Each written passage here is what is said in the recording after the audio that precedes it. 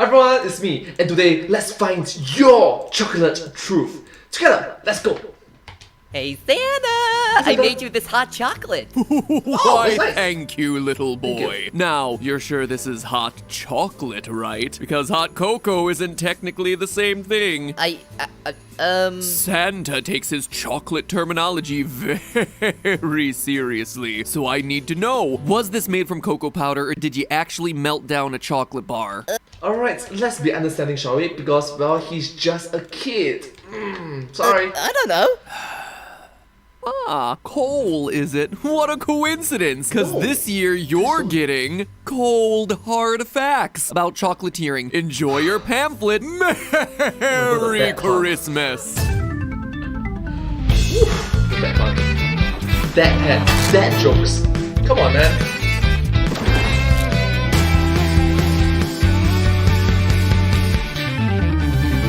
Happy holidays, Internet! Welcome to Food Theory. Hello, Internet. Welcome to Food Theory. Hello.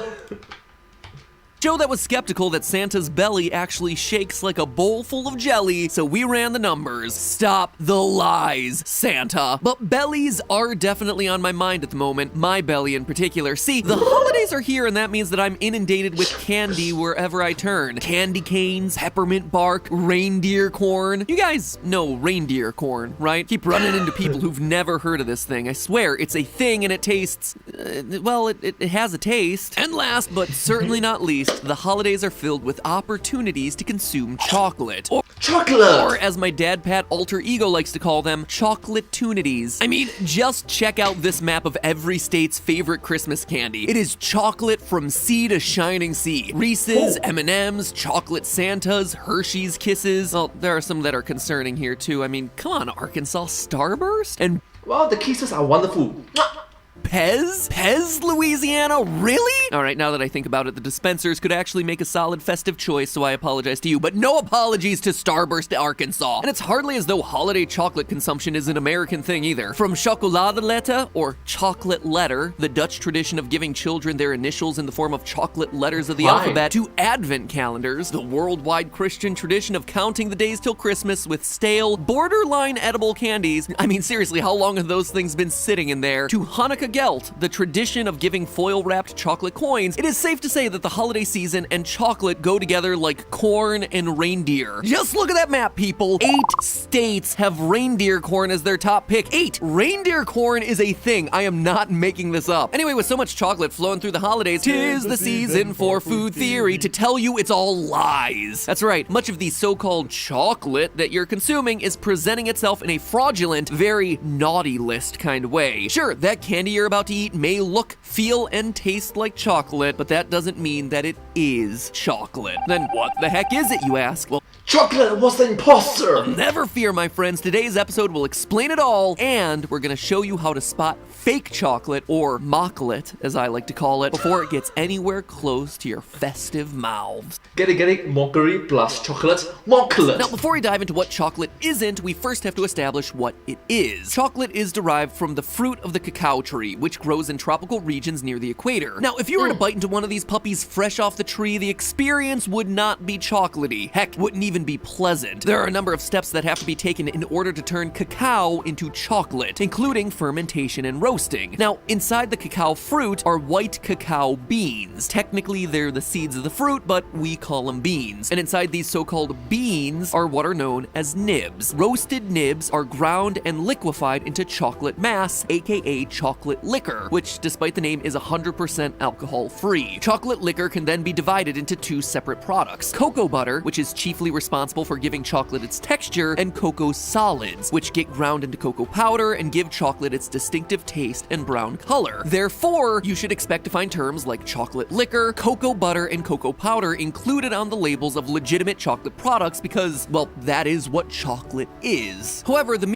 Charlie and Chocolate Factory. Mere presence of these ingredients doesn't necessarily make a product chocolate. To earn that label, a product must contain enough of those ingredients. That's why the cacao percentage is often displayed on chocolate bars. This number indicates how much of your chocolate bar by weight is cocoa butter or cocoa solid. Basically, the higher the cacao percentage, the more chocolate is in your chocolate. The percentage can go all the way up to 100%, as is the case with many baking chocolates. Now, I should quickly mention that this number doesn't necessarily tell you the quality of the chocolate bar. Not all ingredients are created equally, and the chocolate making process can really impact the final product, but the number is the most standardized way of looking at all this. Okay, but how high does the cacao percentage need to be in order to be considered chocolate? Well, that all depends on your jurisdiction. Here in the US, the Food and Drug Administration sets the rules. As an example, in order to earn the label of milk chocolate here in the US, a product has to contain at least 10% chocolate mass, at least 3.39% milk fat, and at least 12% milk solids. Other countries naturally have their own guidelines, and frankly, a lot of them set the bar higher than the US does. For reference, in Britain, the chocolate mass requirement is 20%, double what the FDA requires. Way to set that bar low, America. USA! USA! Low bar! Low bar! In order to be called white chocolate, the FDA requires the product to have at least 20% cocoa butter, at least 14% total milk solids, and at least 3.5% milk fat, and it cannot consist of more than 55% nutritive carbohydrate sweetener. You'll notice that white chocolate actually has no cocoa powder requirement. The absence of the brown cocoa powder is actually what gives white chocolate its white coloring. Now, as many chocolate purists will tell you, when people talk about chocolate, they're not actually talking about milk chocolate or white chocolate. See, milk and white chocolates, by definition, contain lots of milk and sugar and other non-cocoa ingredients, and therefore tend to have lower cacao percentages and less street cred. I mean, we just got done talking about how at best they have like 10 to 20% cocoa in there. And when you're talking about 20% of the entire recipe, is it still really chocolate? Chocolate purists say no, and the FDA sees it the same way. If a product wishes to label itself as chocolate without using the word milk or white preceding it, it's gonna have to adhere to even stricter guidelines in order to do so. Dark chocolate is an example of a product that has to play by these rules. Now, the FDA's guidelines for labeling a product straight up chocolate are very long and very boring, but essentially it means no to artificial flavors and yes to natural flavors derived from cocoa sources. But as you can probably imagine, there are lots of commercially successful chocolate-like products out there that fall short of the FDA's stringent chocolate guidelines, and cost is the biggest reason why. Genuine cocoa beans can be pretty darn expensive, and companies tend not to like expensive things.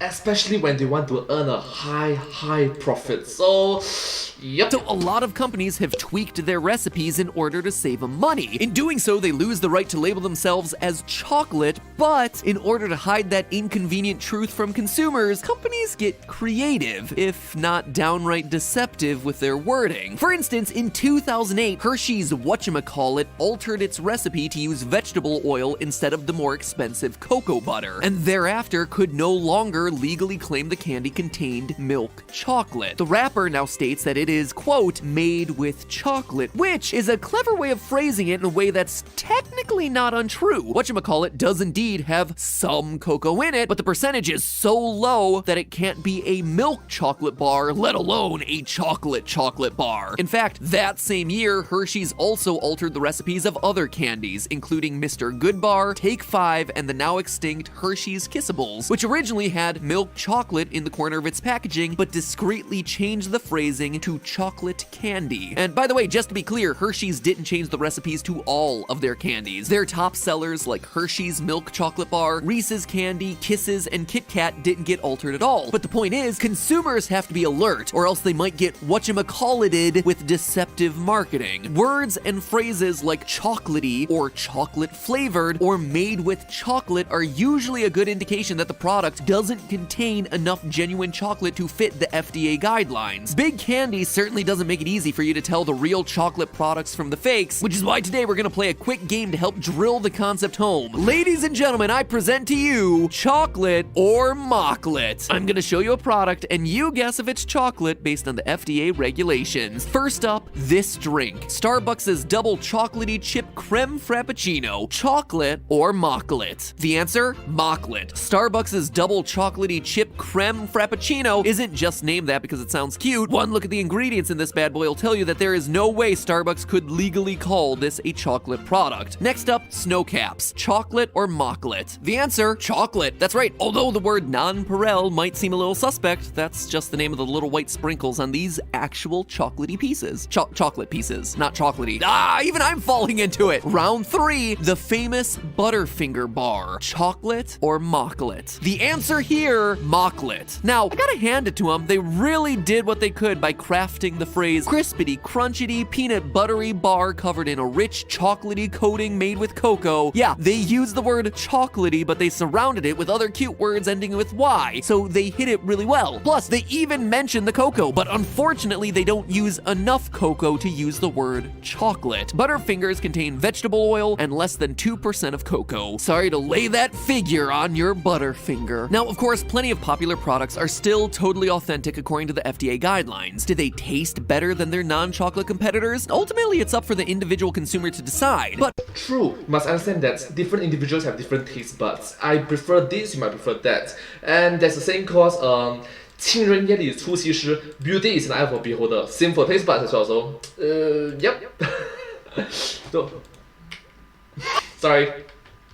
for all of this chocolate versus non-chocolate talk, there is an upside here. There is one advantage to using less cacao that we haven't touched on yet, but one that we should probably consider given that it's the holidays and we should be thinking about those in need. For years, the chocolate industry has notoriously employed child labor. About 2/3 of the world's cocoa supply comes from West Africa, where, according to the 2015 US Labor Department report, more than 2 million children were engaged in dangerous labor in cocoa growing regions. As a result, the odds are high that a chocolate bar bought in the United States is the product of child labor. While most of the world's biggest chocolate companies like Hershey's, Mars, Nestle, and more have signed an agreement to reduce their reliance on child labor, it is still a problem. And it's a good reason that cutting back on genuine chocolate might not be the worst thing in the world. With a little research, it's easy to find which companies have signed the agreement and made positive strides and which haven't. A few notable brands that go the extra mile ethically are Tony's Chocolonely, Seed and Bean, and Ocelot Chocolate, all of which pledge to know where their chocolate is coming from and pay above fair trade prices for cacao beans. So the next time you end up trading some mocklet coins after spinning the dreidel, or you find yourself reaching for a bowl of holiday treats around the Christmas tree, be ready to drop either of those fun facts. Hey, what you're eating is either not chocolate, or it could very well be the product of child labor. Yep, you are spoiling the holiday season fun. Like, bro, come on. You're gonna be the hit of every holiday party. But hey, that's just a theory. A food theory. Bon appetit. Here's another theory. You should subscribe right now. Food Theories coming strong each and every week with content to help and entertain you, the consumer. And if this episode satisfied your sweet tooth, be sure to check out our episode on cakes. Turns out it's not just Big Chocolate that's been lying to you. Big Cake has been tricking you about eggs in the cake mixes for years. Go check that one out. Link is on screen right now. And I will see you all next week. Thank you all so much for watching this video. I hope you find this video very interesting. And let's look at me one last time. Bon appetit. Here's another. Sorry, this meme at the back. Around the Christmas tree. Be SpongeBob ready to drop either of At the those end fun of it, facts. it's Hey, what you're eating is chocolate! either not chocolate, Right. or it could very well be sorry, the I'm product of child labor. You're gonna be the hit of every holiday party. stop. But hey. Chocolate! I remember from SpongeBob SquarePants. So, anyways, that's that. Let's do the outro. Thank you all so much for watching this live stream together with me. Thank you all so much for watching this video together with me. If you do like this video, please remember to like, share, and subscribe to my channel and comment down below if you have anything to share with us. Don't forget to follow my channel, and I hope to see you all in my next video. Thank you all so much. It's very motivating and uplifting to see all your positive feedback and support to my channel. Thank you all so much. But hey, that's just a theory. A food theory. Bon appetit. Thank you.